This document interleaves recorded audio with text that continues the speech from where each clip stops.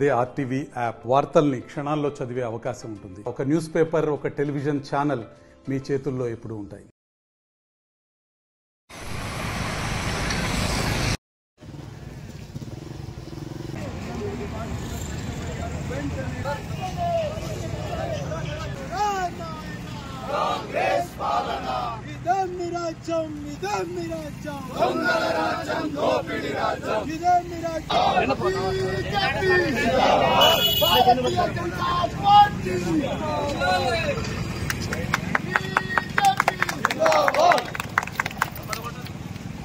అంబేద్కర్ గారి ఆశయాలను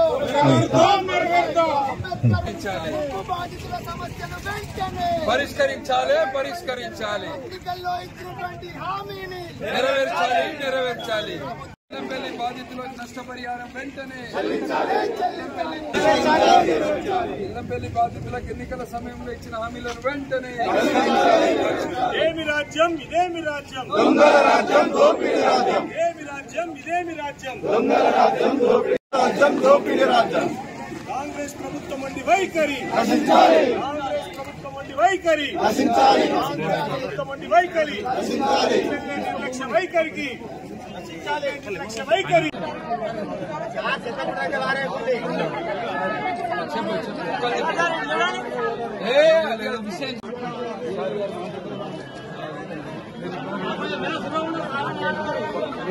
కొడుకులు నాకు సమస్య లేనోళ్ళు ఉన్నోళ్ళే బతికారు సార్, లేనోళ్ళు బతకలేదు.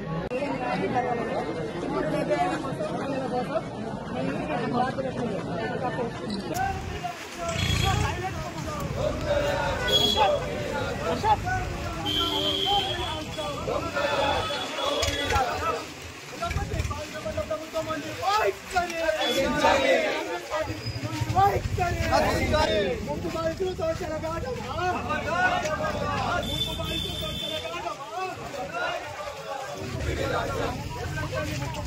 వెంటనే ఎల్లంపల్లి ముప్పు బాధితులను వెంటనే ముప్పు బాధితులను వెంటనే జగన్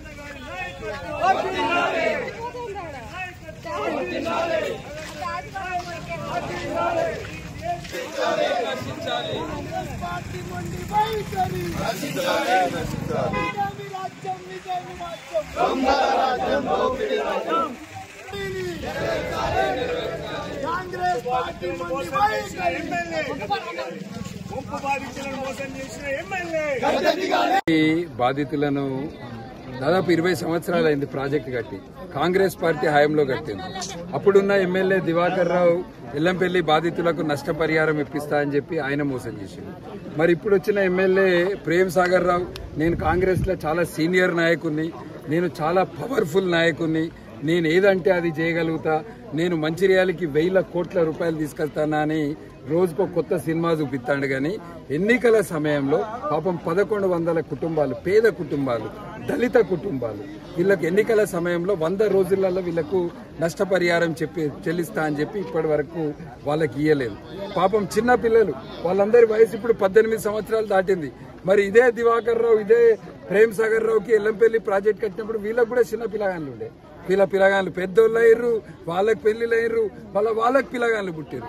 కానీ ఈ పేద ప్రజలకు ఎవరికైతే 18 సంవత్సరాలు దాటినాయో వాళ్ళకి ఇప్పటి వరకు 2 లక్షల రూపాయలు ఇవ్వలేదు. ఇందిరమ్మ ఇళ్ల కింద 70,000 ఇవ్వలేదు.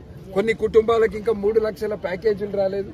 మరి నేను అడిగేది ఏంటంటే, గంగకు అటువైపు ఉన్న నియోజకవర్గంలో ఇదే కాంగ్రెస్ పార్టీకి చెందిన ఎమ్మెల్యే, ఇదే కాంగ్రెస్ పార్టీకి చెందిన ఎంపీ, వీళ్ళిద్దరు అక్కడే ఇప్పించినప్పుడు మరి నువ్వెందుకు ఇప్పియలేకపోతున్నావు?